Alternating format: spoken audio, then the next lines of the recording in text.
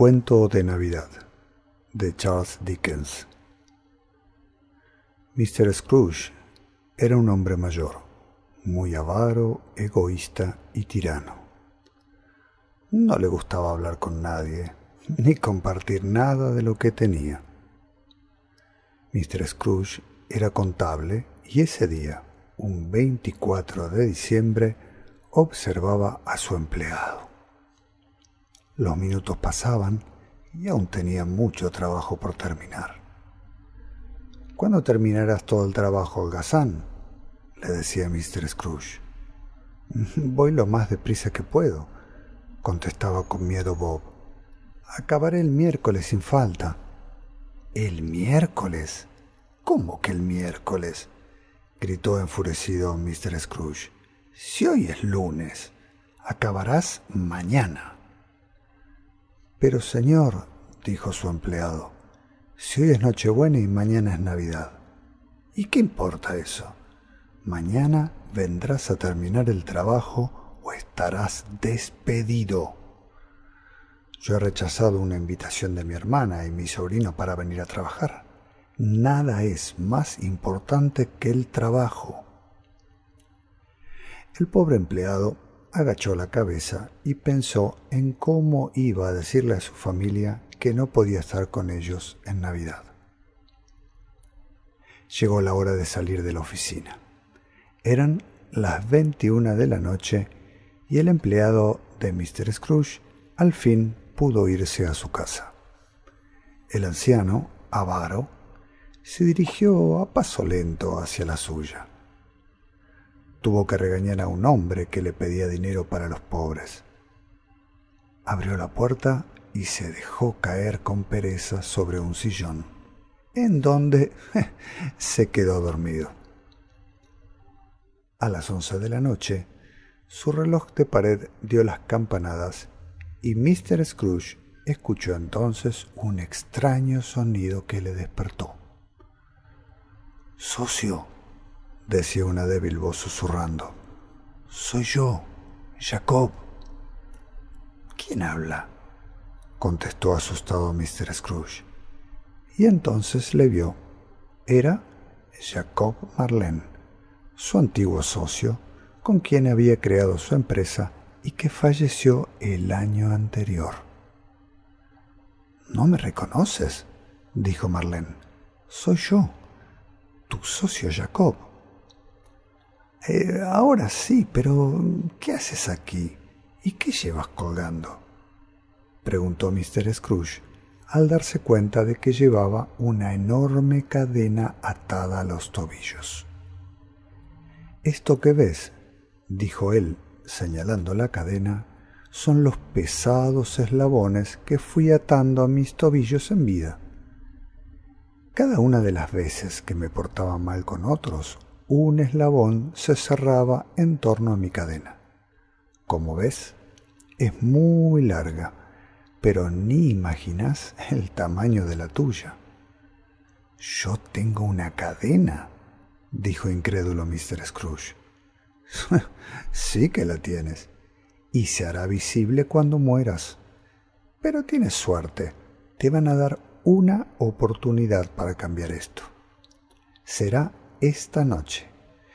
3 fantasmas se te aparecerán. Escucha bien lo que tienen que decirte. Recuerda, no desaproveches esta oportunidad. Adiós, amigo». Y diciendo esto, se desvaneció y Mr. Scrooge se quedó de nuevo solo. «Paparruchas», dijo Mr. Scrooge, «esto no ha sido más que un mal sueño. 3 fantasmas, dice». Mr. Scrooge se fue a la cama hasta que de pronto dieron las 12 campanadas. En ese momento apareció el primer espíritu, el fantasma de las Navidades pasadas. No podía hablar, solo podía comunicarse mediante señas. Mr. Scrooge sintió una presencia a su lado y se despertó. «Ah, ¿quién eres tú?», preguntó al fantasma. El fantasma cubierto por una espesa capa negra y sin rostro, no contestó. Solo le hizo una señal para que le siguiera. «¿Qué quieres? ¿Que te siga? ¿Para qué?», preguntó intrigado Mr. Scrooge. De hecho, acababa de recordar las palabras de su socio y pensó que debía hacerle caso. Así que se levantó de la cama y siguió al fantasma. Entonces, de pronto, su habitación se esfumó y aparecieron en una acogedora casa en donde olía a pavo asado y en donde un enorme árbol de Navidad presidía el salón. Una familia muy feliz preparaba la Navidad, mientras que un niño jugaba alegre con su hermana. «¡Hey, Ebenezer, Tina, venid con nosotros a cantar», dijo entonces la mujer. «Sí, mamá, voy», dijeron los niños dando saltos de entusiasmo. Ese día, su padre había llegado antes del trabajo y su tío, que les quería mucho, había llevado regalos de Navidad. Mr. Scrooge sintió entonces que unas lágrimas resbalaban por sus mejillas. «¿Por qué me has traído aquí, fantasma? ¿Por qué me haces esto? Ese niño soy yo.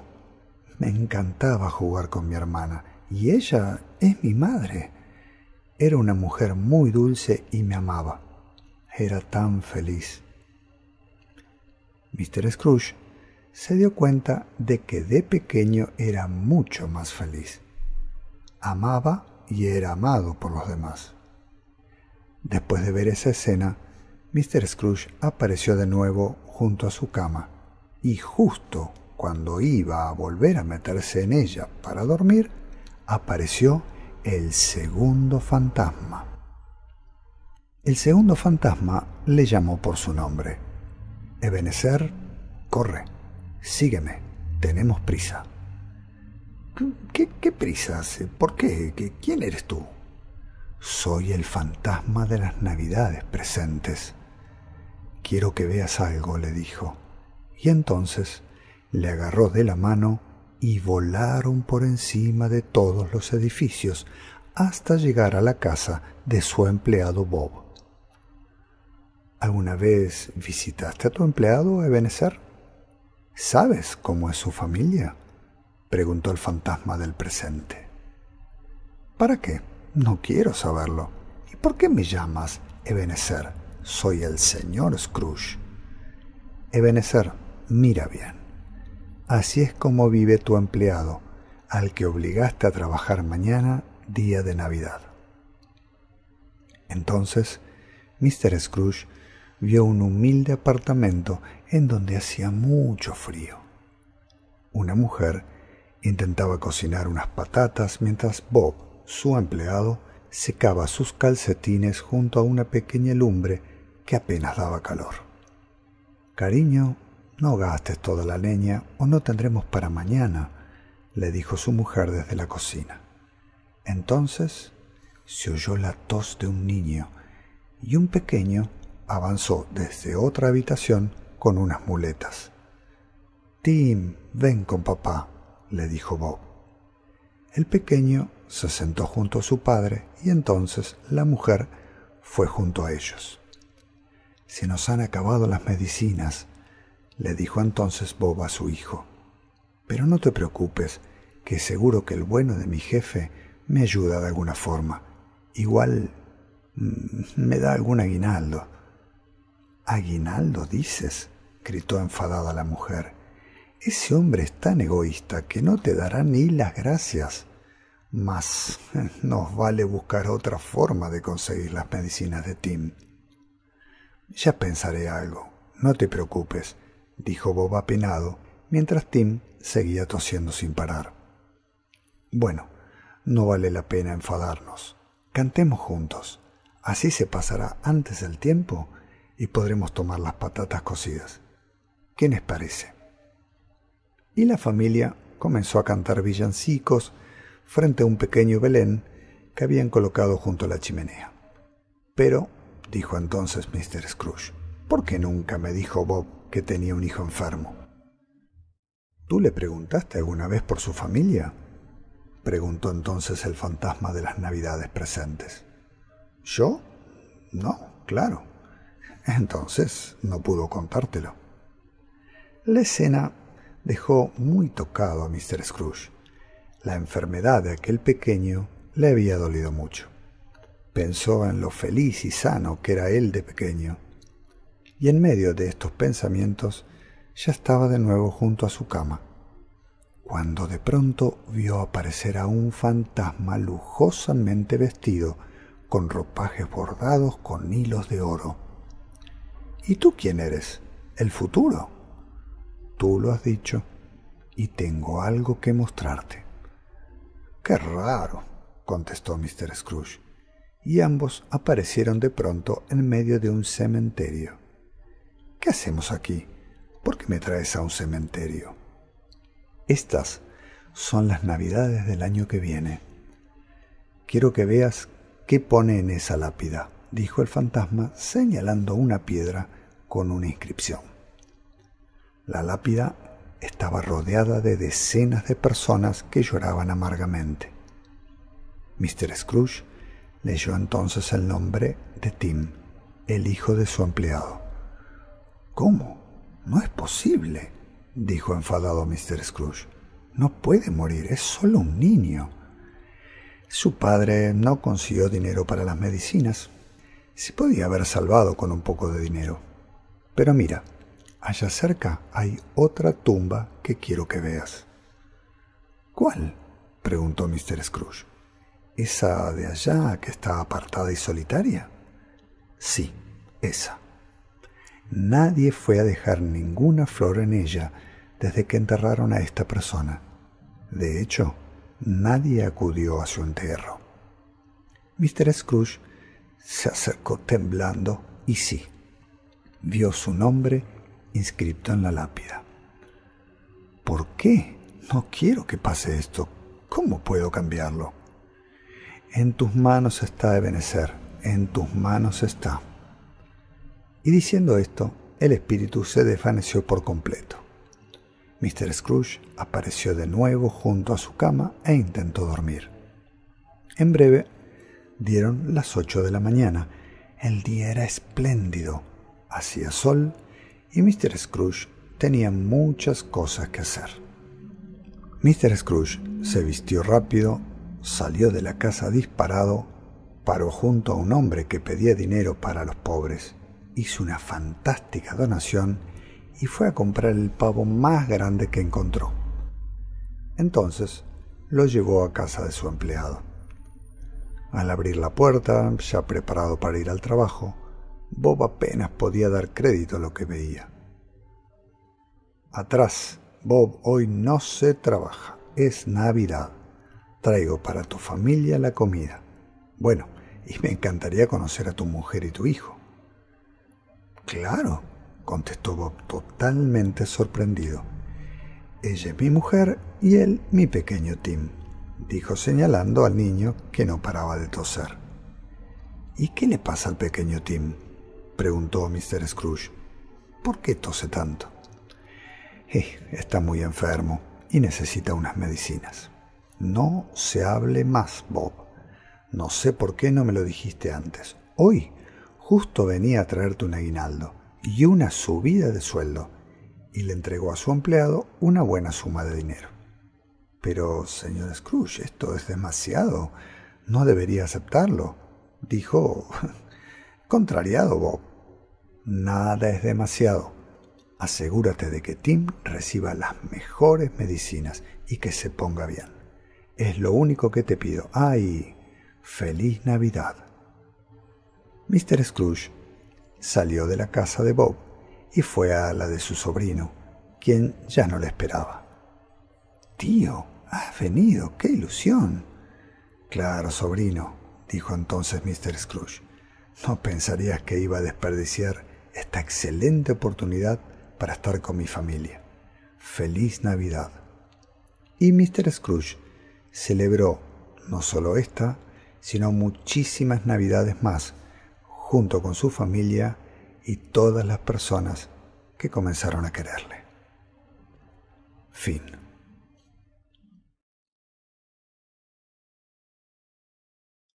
Navidades infantiles en Gales, de Dylan Thomas.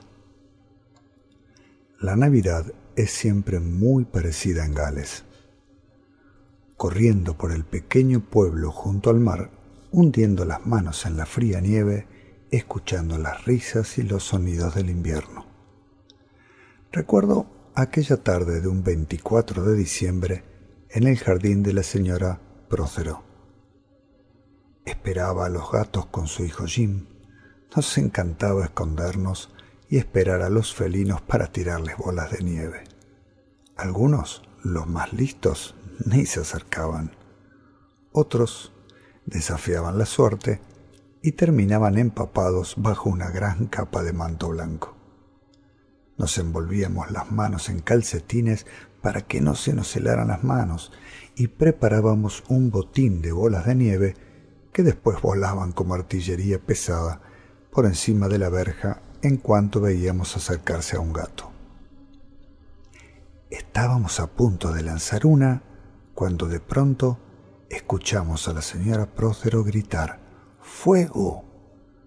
Y de pronto sonó el timbre que siempre hace sonar para anunciar la cena. Así que Jim y yo corrimos con los brazos llenos de bolas de nieve hasta su casa. Encontramos en el salón al señor Prócero, quien intentaba apagar un fuego a zapatillazo limpio mientras sonreía y nos decía: «¡Estupendas Navidades!».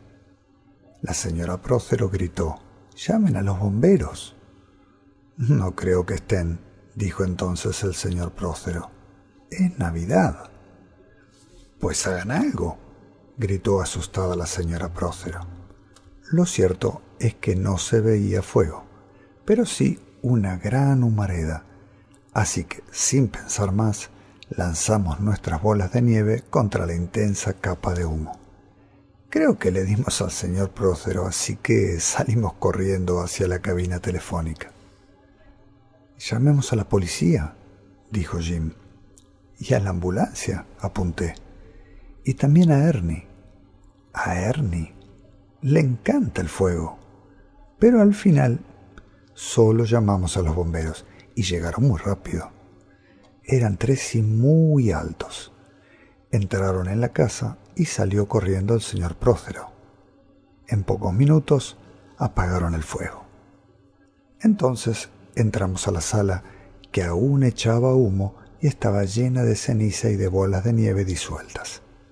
La señora Prócero miró a los bomberos y dijo: «¿Les gustaría leer algo?». Decididamente la Navidad antes era maravillosa. Hasta había carteros que llamaban a la puerta con los nudillos para entregar cartas y postales de felicitación.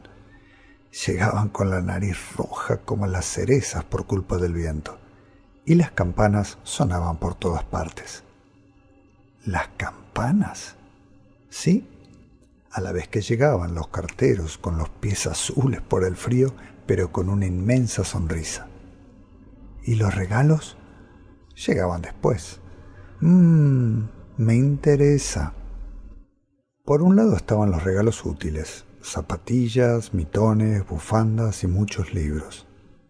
Pasa los regalos inútiles: golosinas, una nariz postiza, un pato de goma, silbatos para incordiar a los perros, cigarrillos de chocolate para asustar a las abuelas. Recuerdo que a pesar del frío, cuando los mayores se quedaban en sus casas, los niños salíamos a jugar. Salía y oía el chirrido de mis botas nuevas y brillantes. Salía al mundo blanco por la colina que miraba al mar, para llamar a Jim, a Dan y a Jack, y para recorrer juntos las calles silenciosas, dejando enormes huellas sobre las aceras ocultas.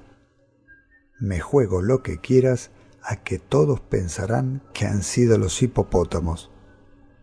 ¿Tú qué harías si vieras un hipopótamo en medio de la calle? Yo haría así: ¡zas! Lo echaría por encima de la barandilla y lo pondría a rodar cuesta abajo y luego le haría cosquillas debajo de la oreja y el hipopótamo menearía el rabo. ¿Y qué harías si te encontraras con 2 hipopótamos? Los hipopótamos de flancos de hierro daban alaridos a pleno pulmón por medio de la nieve revuelta cuando pasamos por delante de la casa del señor Daniel. Vamos a mandarle al señor Daniel unas bolas de nieve por correo. No, escribamos cosas en la nieve. Escribamos: el señor Daniel parece un perrillo faldero en el jardín de su casa. Si no, bajábamos a la blanca orilla del mar. ¿Verán los peces que está nevando? También leíamos muchos cuentos al calor del fuego y solíamos cantar muchos villancicos. En la noche de Navidad siempre sonaba la música. Un tío tocaba el violín, un primo cantaba Cereza Madura y otro tío entonaba el tambor de Drake. Hacía calorcito en la casa. Cada Navidad era tal y como lo he contado. Fin.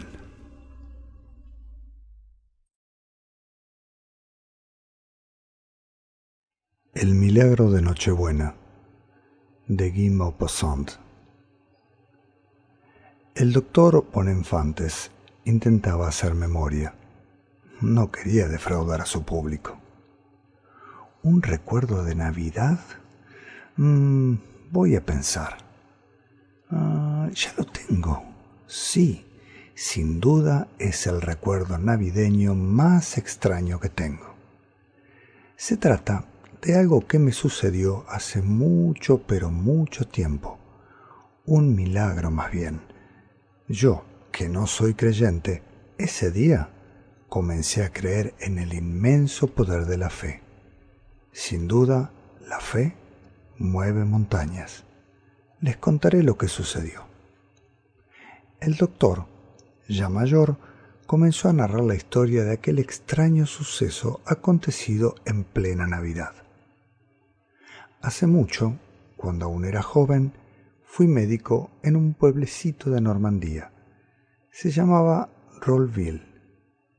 Un pueblo muy tranquilo, rodeado de naturaleza y hermosas colinas, pero esa Navidad sucedió algo.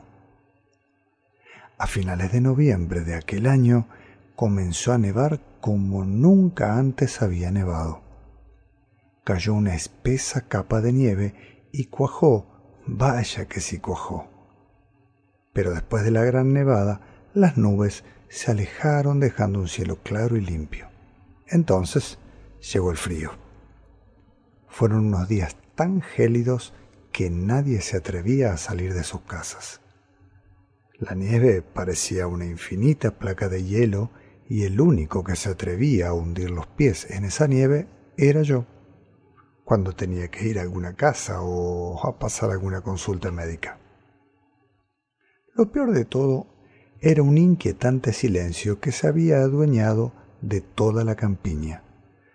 No se oía ni un respiro, aunque comenzaran a circular rumores de que el viento traía extraños sonidos, crujidos, hasta voces. El temor a que fueran señales de algún acontecimiento extraño a punto de suceder hizo que nadie tuviera el valor de salir de sus casas. Pero un día el herrero Vatinel salió a buscar algo de comida y tuvo que atravesar la llanura hasta el núcleo de casas del centro del pueblo. Llegó y estuvo charlando animadamente un rato con todos. Después se hizo con algo de pan y regresó a su casa, pero por el camino vio en medio de la nieve un huevo. ¿Y eso blanco que hay en la nieve qué es? ¿Un huevo? ¿Cómo habrán salido las gallinas a poner aquí un huevo con el frío que hace?, se preguntó. Pero, a pesar de lo extraño de aquello, se agachó y recogió el huevo. «Mira lo que traje», dijo a su mujer nada más entrar por la puerta de su casa. «Me encontré un huevo por el camino. Aún está caliente. Toma, cocínalo para la noche». Esa misma noche, la mujer echó el huevo a la sopa, para que se cociera, pero no dejaba de mirarlo con recelo. «¿Qué pasa?», preguntó su marido. «¿Por qué miras hacia el huevo?». No sé. ¿Y si tiene algún maleficio? Mira que un huevo en medio de la nieve con el frío que hace. Y ya sabes lo que dicen, que se oyen voces. Pero mujer, es un huevo normal, no pienses esas cosas». Se sentaron a la mesa y la mujer sacó el huevo. Parecía normal, pero no podía comérselo. «No sé, que me da mala espina», dijo la mujer. Pero al final, por la insistencia de su marido, se lo comió. Fue tragarlo y la mujer comenzó a convulsionar y a gritar con espanto. «¿Qué te pasa? ¿Qué tienes?», gritó el marido asustado. «Se me ha metido. Se le ha metido el diablo en el cuerpo». Me avisaron por la mañana y les juro que nunca vi nada igual. La mujer gritaba con una voz espantosa y se sacudía con fuerza. Tenían que agarrarla entre 4 personas. Y claro, la noticia corrió como la espuma y enseguida la fragua se llenó de personas que se agolpaban en la puerta muertas de curiosidad. Al poco llegó el cura. Intentó un exorcismo, pero sin éxito. El diablo no quería salir. Llegó Nochebuena y el cura vino a verme. «Me gustaría que trajeran esta noche a la mujer del herrero a la misa del gallo, a ver si así conseguimos algo». «Buena idea», contesté yo. «Tal vez se impresione con la ceremonia y esto la apacigüe». «Es usted un incrédulo», dijo el cura. «No subestimes el poder de la fe». Esa noche fui con 4 hombres fuertes a la casa del herrero.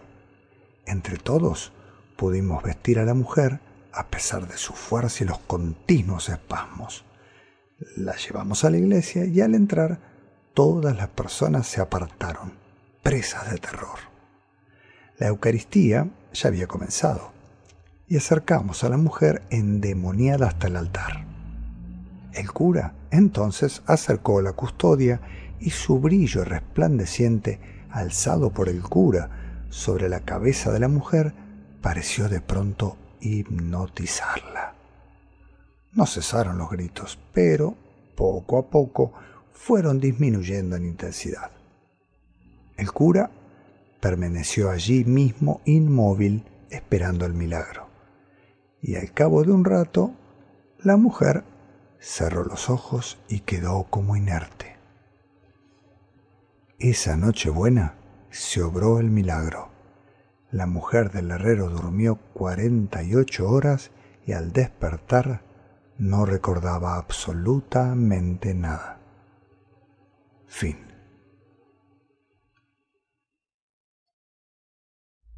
La tienda de los fantasmas, de Gilbert Keith Chesterton.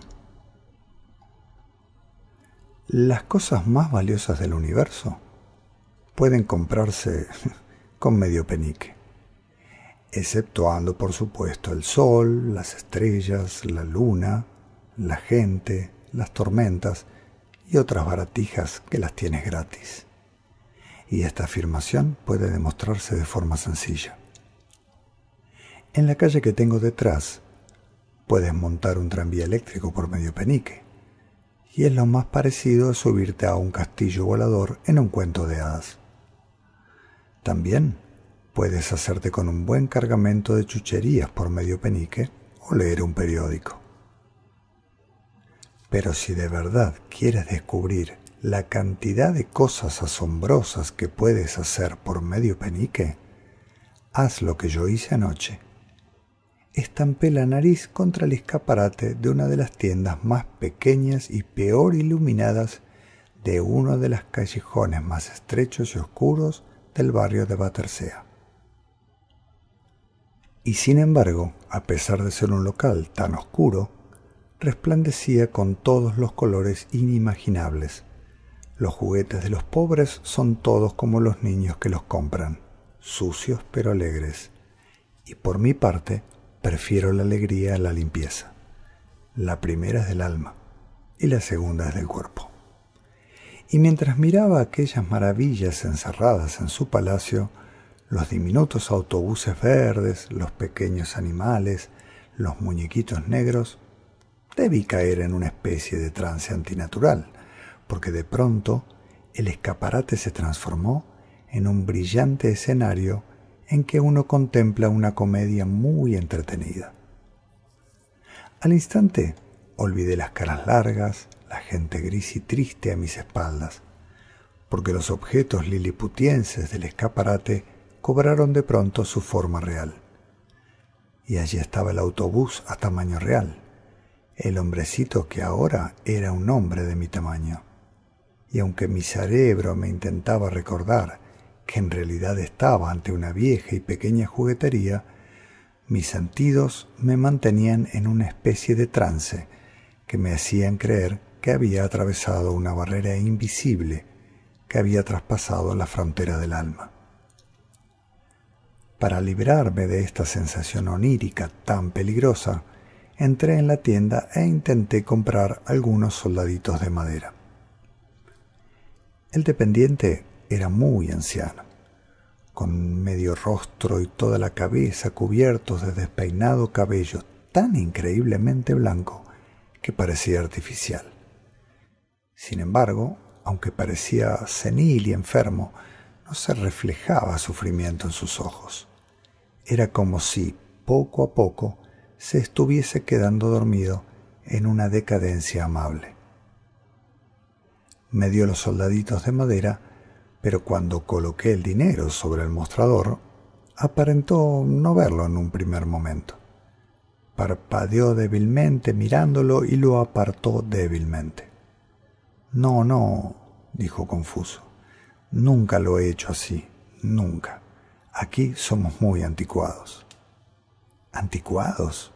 Respondí entonces sin entender bien. No aceptar el dinero no es anticuado, más bien es estar a la última moda. Nunca lo he hecho así, contestó el anciano sonándose los mocos. Siempre he dado regalos y soy demasiado viejo para cambiar. Por el amor de Dios, dije asombrado. ¿Qué quiere decir? Está hablando como si fuese Papá Noel. Bueno, es que soy Papá Noel, dijo entonces disculpándose y volvió a sonarse los mocos. El local estaba tan oscuro que era imposible ver más allá del escaparate iluminado. Tampoco se escuchaban ruidos en la calle. Era como si hubiera entrado en un mundo aislado del exterior. Entonces me fijé de nuevo en el anciano. «Pareces enfermo, Papá Noel», dije. «Estoy agonizando». Guardé silencio y fue él quien habló de nuevo. Se meten conmigo por razones tan raras e incoherentes, los científicos, todos los innovadores. Dicen que le doy a la gente supersticiones y les vuelvo demasiado ilusos, que les hago demasiado materialistas. Dicen que soy demasiado bueno y demasiado alegre, pero ¿cómo se puede ser demasiado bueno o demasiado alegre? No lo entiendo, pero hay algo que entiendo demasiado bien. Esta gente moderna está viva y yo muerto. Bueno, repliqué, a mí lo que hacen ellos no me parece que sea vivir. Un silencio cayó entre nosotros, pero pronto escuché unos pasos que cada vez más rápidos se acercaban por la calle. Al instante, una figura se lanzó al interior de la tienda y quedó enmarcada en el umbral.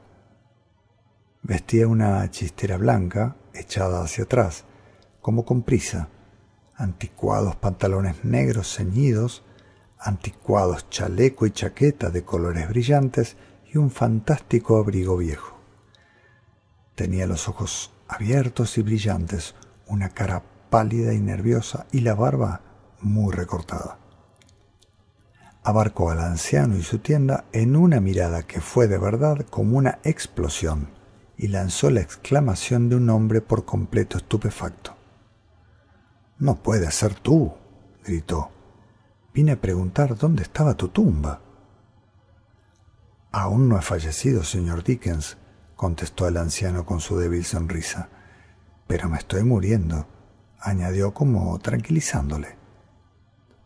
«Pues ciertamente no pareces ni un día más viejo». «Llevo así mucho tiempo, sí», dijo Papá Noel.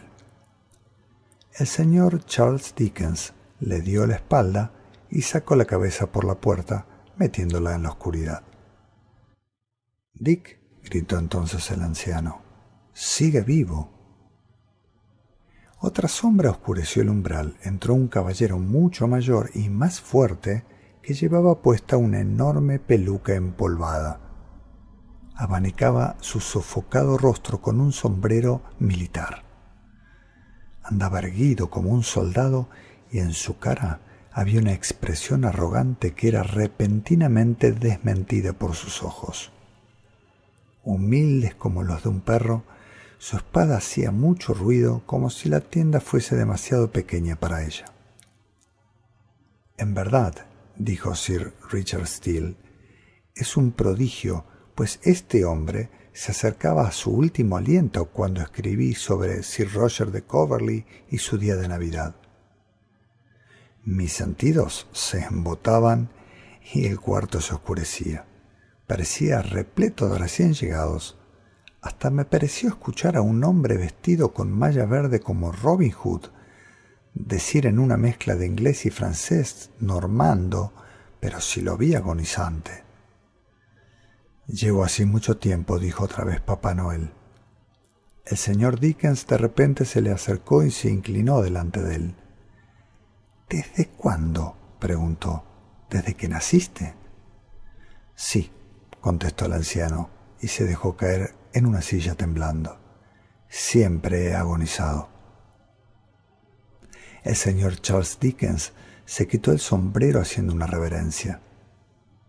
«Vaya, ahora lo entiendo», y gritó, «nunca morirás». Fin.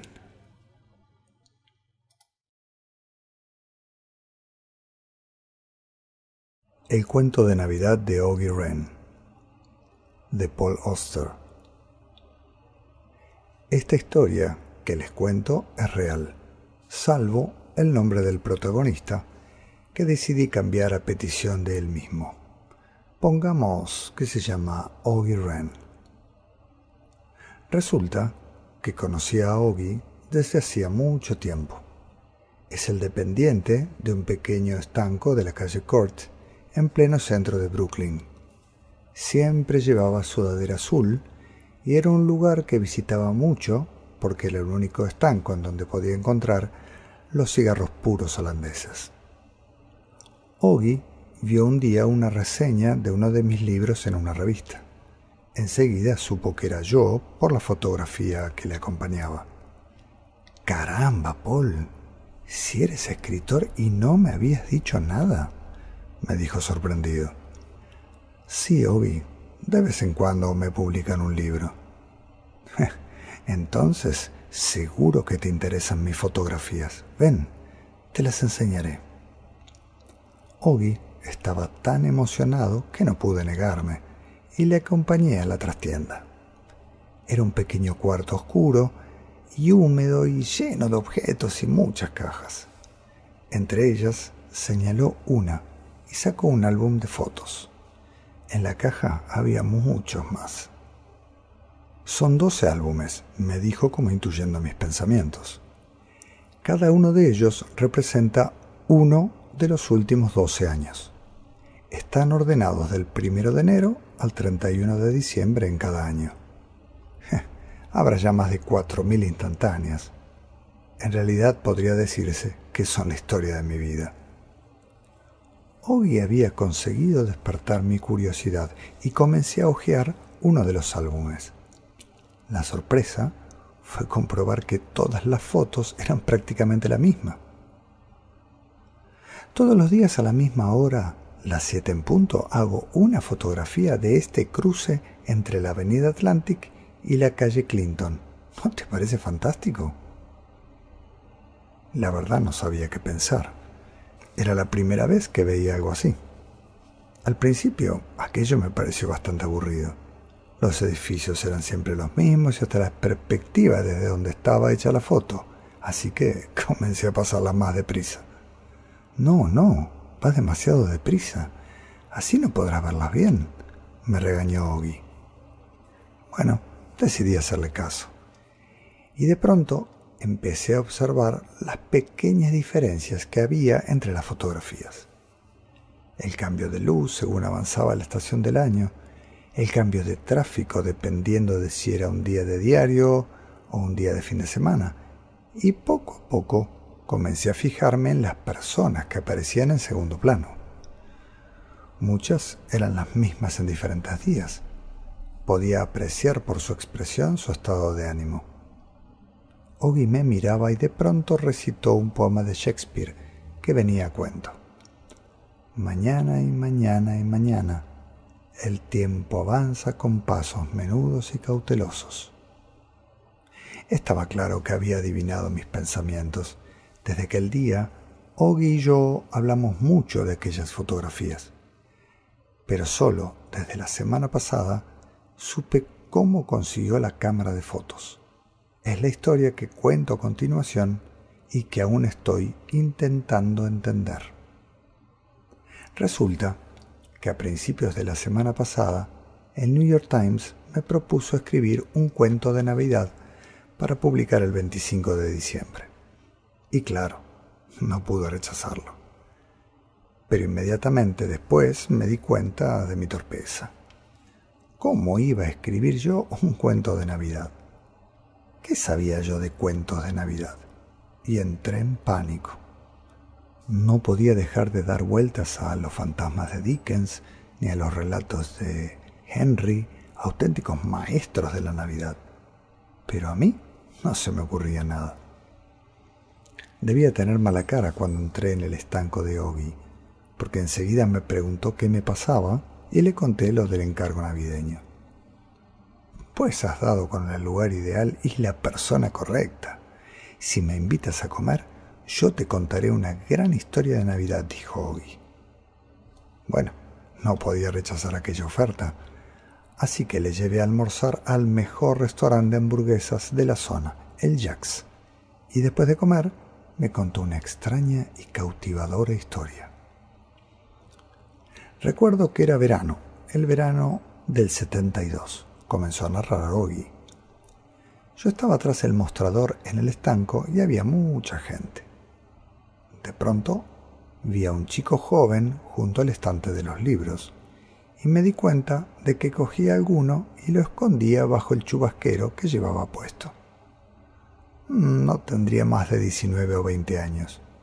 Grité y fui hacia él. Y él salió corriendo como una liebre. Lo perdí de vista justo en la avenida Atlantic. Pero entonces vi en el suelo algo que se le había caído. Era su cartera. No tenía dinero, pero sí su carnet de identidad y alguna fotografía. Se llamaba Robert, y de las fotografías me fijé especialmente en dos. En una aparecía abrazando a una mujer mayor. Imaginé que debía ser su madre o su abuela. Y la otra era de él mismo, pero de niño, vestido con un equipo de béisbol. Tenía una enorme sonrisa.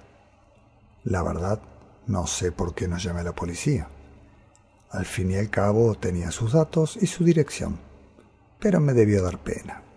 Debía ser uno de esos chicos con mala suerte o malas compañías, y decidí dejarlo estar. Durante mucho tiempo me sentí tentado a llevarle la cartera a su casa, pero también lo fui dejando día tras día, hasta que llegó el día de Navidad. Otros años mi jefe me invita a su casa para celebrar este día, pero justo ese año se había ido de viaje para visitar a unos familiares y yo me quedé solo en mi casa. Y allí, aburrido como estaba, recordé, no sé por qué, al chico de la cartera, Robert Goodwin. Y pensé, ¿qué diablos? ¿Y si hago algo bueno por una vez en mi vida? así que fui a la dirección que indicaba su carnet, en Borum Hill. Era un lugar con casas prefabricadas. Llamé a la puerta y respondió la voz de una anciana. «¿Quién es?» «Robert, ¿eres tú?» La mujer descorrió unos 100 cerrojos y al fin pude verla. Tendría entre 80 y 90 años y estaba ciega. «Robert, sabía que no te olvidarías de tu abuela Ethel en Navidad». La anciana me abrazó. Supe que ella debía saber que no era Robert. A pesar de estar vieja y ciega, ¿cómo no iba a reconocer a su nieto? Pero aún así, me dejé llevar. «Claro, abuela, no podía dejar que pasara sola esta Navidad», le dije. La anciana me invitó a tomar unas pastas en el salón, que era un auténtico basurero. Pasamos allí el día y yo me limité a escuchar sus miles de historias. Después pedí ir al servicio. «Ya sabes dónde está Robert, al fondo, la segunda puerta». Y entonces sucedió que estando en el servicio vi apiladas en un estante un montón de cajas de cámaras de fotos. Eran nuevas, así que deduje que eran robadas. Sin saber por qué, cogí una y la escondí bajo la sudadera. Nunca había tenido una cámara de fotos y no pude resistir la tentación. Después me despedí de la anciana, dejé sobre la mesa la cartera de su nieto y volví a mi casa. Y este es el final de la historia. «Vaya, ¿y volviste a ver a Ethel alguna vez?» Regresé unos meses después, unos 4 meses más tarde. Pero la anciana no estaba. En su lugar, me abrió la puerta otra persona que dijo haber comprado la casa hacía muy poco. Entonces, tal vez la anciana murió. Quizás fuiste su única compañía en su última Navidad. Sí, probablemente. ¿Crees que hice mal al llevarme la cámara? Aún hoy me lo pregunto. ¿Por qué? No creo. Era robada. Ella no era su auténtica propietaria. Además, la hiciste feliz y luego hiciste un buen uso de esa cámara. Sí, supongo que sí. Entonces, ¿tienes tu historia de Navidad? Ya lo creo. Muchas gracias, Obi. De pronto, noté una chispa inquietante en sus ojos. Algo me hizo dudar de la veracidad de aquel relato. ¿De verdad ocurrió o todo fue un invento de Obi? No se lo pregunté, porque estaba seguro de que nunca me lo diría. Así que decidí creerle. Y desde el momento en el que alguien crea una historia, la historia es real. Fin.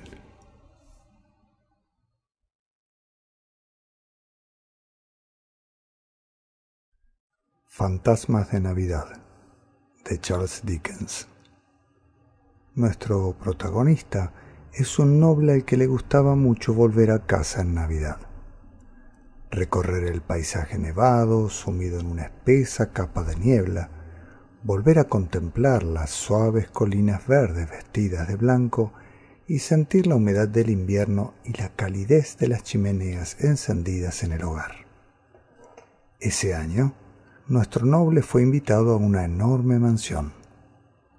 Su anfitrión era un familiar lejano que deseaba celebrar la Navidad con el máximo número de personas cercanas posibles. Y él, por supuesto, aceptó la invitación. Por el camino se paró a observar el festival de los olores, los colores y hasta los sonidos de su hogar. El crujir del hielo ante los pequeños saltos de un conejo o el calor de la leña de roble en cada chimenea del palacio. Por supuesto, disfrutó mucho de aquella velada navideña de Nochebuena, del convite, la cena, el baile con música, y después cada uno se fue a una de las habitaciones asignadas.